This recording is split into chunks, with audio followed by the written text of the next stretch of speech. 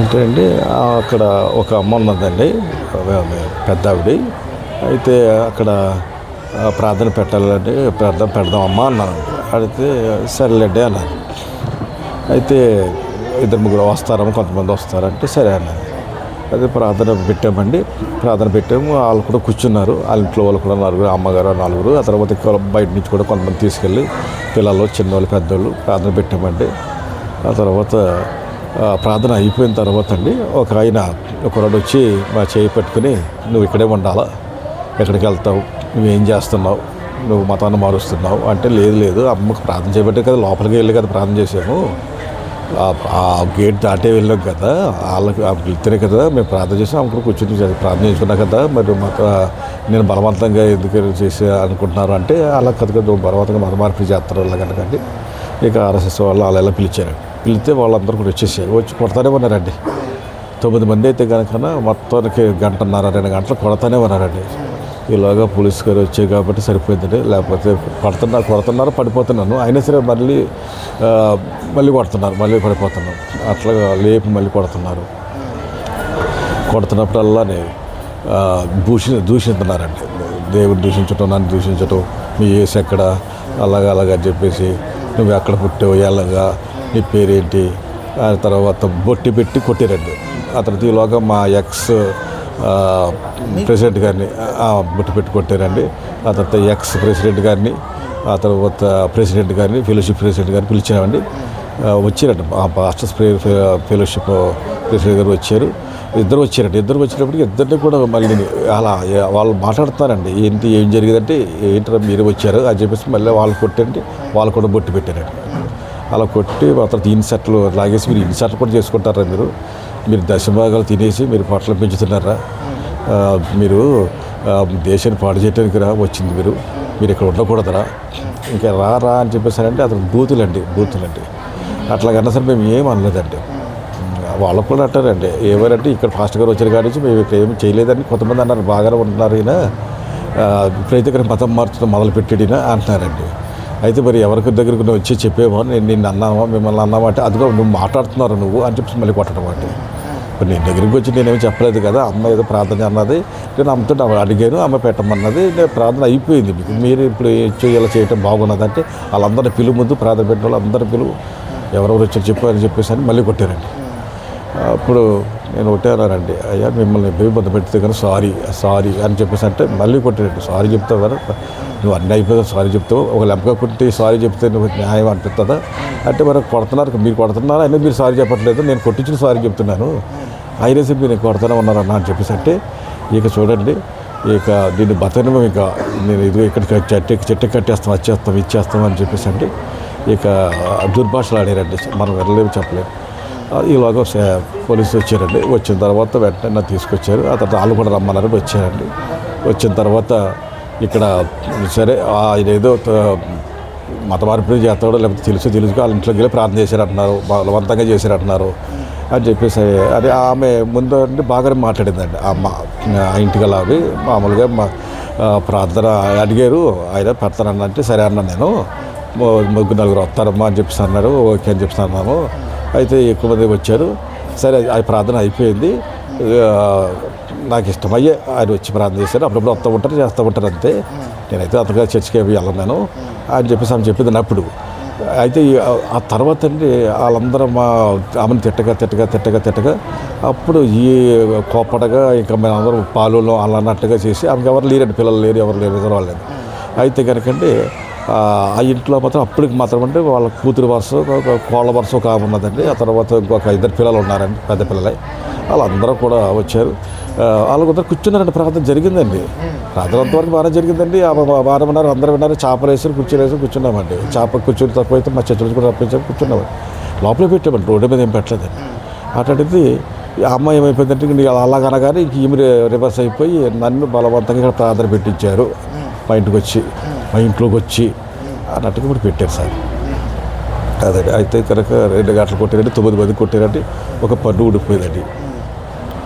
అది జరిగిందంటే రాత్రి ఇక భరించలేక బాధపరిచి హాస్పిటల్లో జాయిన్ అవ్వటం జరిగిందండి.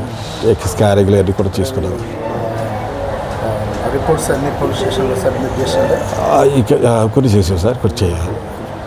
రిపోర్ట్స్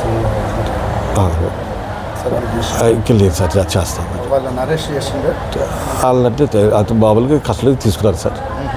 కస్టడీలో తీసుకున్నారండి. అతను తీసుకోలేదు, కొంతమంది తీసుకోలేదు సార్. వాళ్ళ బయట ఉంటారండి, చిన్న లోపలికి వెళ్తున్నారు, మళ్ళీ వచ్చేస్తారండి. అలా జరుగుతుందండి.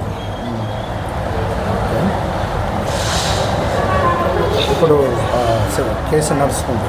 కేసు నడుస్తుందండి. కొట్టినందుకు కొంతమందిని తీసుకున్నారండి, కొంతమందిని పోయి వదిలిపెట్టేశారు సార్. అని వదిలిపెట్టిన మళ్ళీ వాళ్ళు బయట పంపించేస్తున్నారండి. అవునండి, అందరినీ చేయలేదండి. అవునండి, అందరినీ పెట్టలేదు సార్. మరి పోలీసు వారు ఆలోచన చేస్తారు, అందరిని పెడతారని అనుకుంటున్నామండి. అయితే అవునండి, చర్చి ఫర్నిచర్ అంతా కూడా మొత్తం బుక్స్ అండి, ఆ తర్వాత టేబుల్స్, పోడియం. అవునండి. పోలీసులు ఎప్పుడైతే వచ్చారో పోలీసులతో పాటు మేము వచ్చేసామండి పోలీస్ స్టేషన్కి. కొంతమంది అక్కడే ఉండిపోయారు కదండి కొట్టిన వాళ్ళు, వాళ్ళు వెళ్ళిపోయి మొత్తం చర్చి అంతా కూడా పాటు చేశారు కదండి. అప్పుడు సిఐ గారు, ఎస్ఐ గారు అన్నారండి, ఈయన ఏం చేశారంటే మీరు చర్చిని కూడా పాటు చేశారు, ఏదో ప్రార్థన చేసినందుకు ఏదో కొట్టారు, అయిపోతే కాంప్రమైజ్ చేద్దాం అనుకున్నాం, ఆయన కూడా క్షమించారు. నేను కూడా క్షమించడానికి సిద్ధంగా ఉన్నానండి, కాంప్రమైజ్ అయిపోవడానికి. అయితే కాంప్రమైజ్ అయిపోతాం అనుకుని ఉన్నానండి. అయితే ఎప్పుడైతే చర్చి పాడు చేశారో వెంటనే సీఏ గారు ఏమన్నారంటే, ఇలా కాదండి మీరు పెట్టాలి, ఎందుకంటే కనుక ఎంత చర్చిని పాడు చేసేసారు, ఇది పద్ధతి కాదు మీరు చేసిందని చెప్పేసి వాళ్ళ కోప్పడండి అన్నారండి. కాబట్టి పెట్టామండి. సో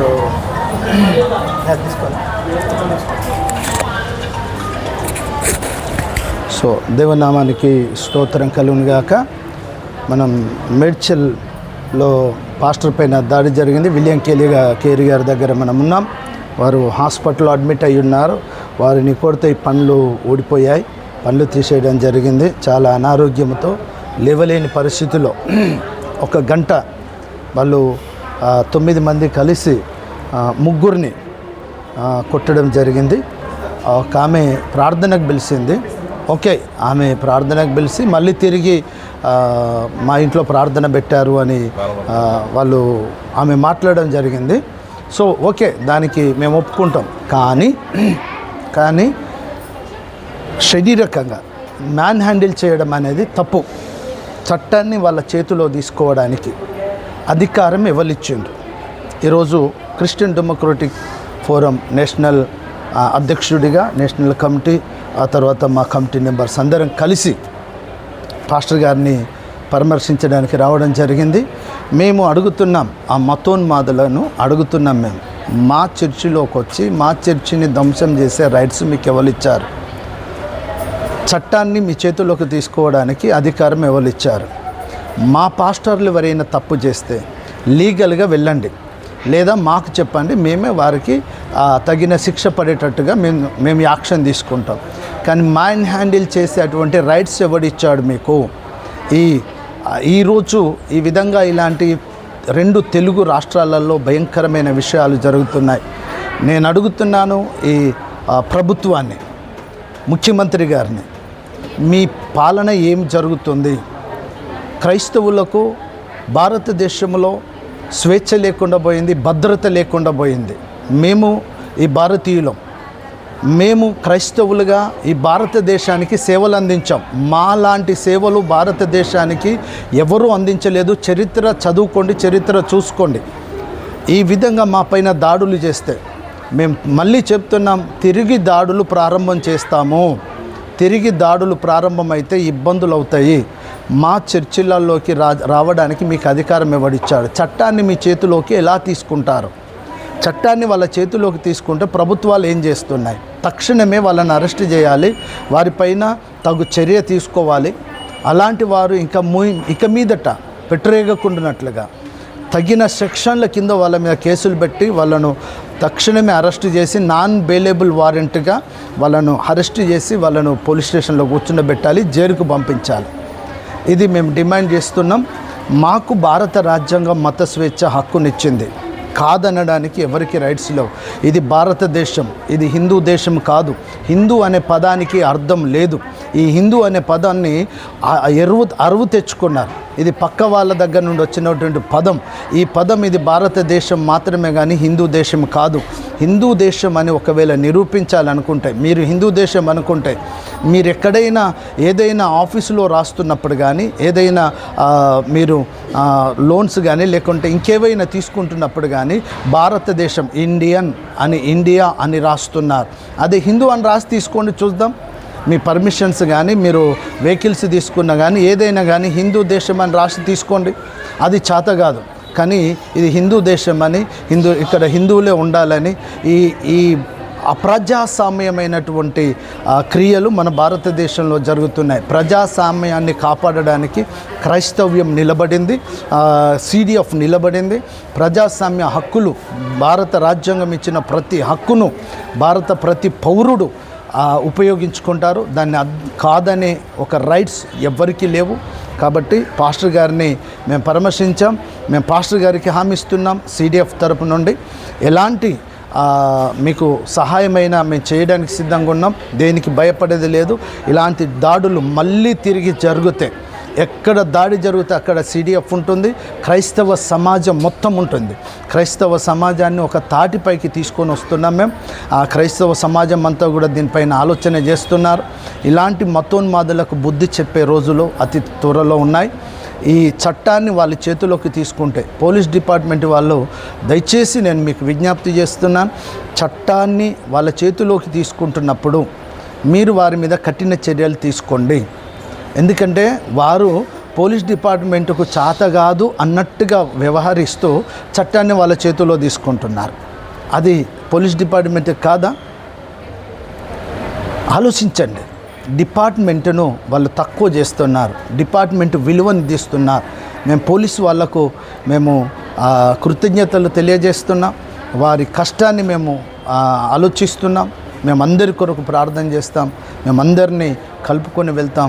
భారతదేశంలో సమానత్వం కావాలని, శాంతి రావాలని, అందరం కలిసిమెలిసి అన్నదమ్ముల్లా ఉండాలని మేము కోరుకుంటున్నాం. అలాగే పాస్టర్ గారిని దేవుడు తొందరగా స్వస్థపరిచి ఆయనకు విడుదలనివ్వాలని కోరుకుంటున్నాం. ఇలాంటి ఇక మీదట జరగకుండా ప్రభుత్వం తగు చర్య తీసుకోవాలని మేము మనవి చేస్తున్నాం.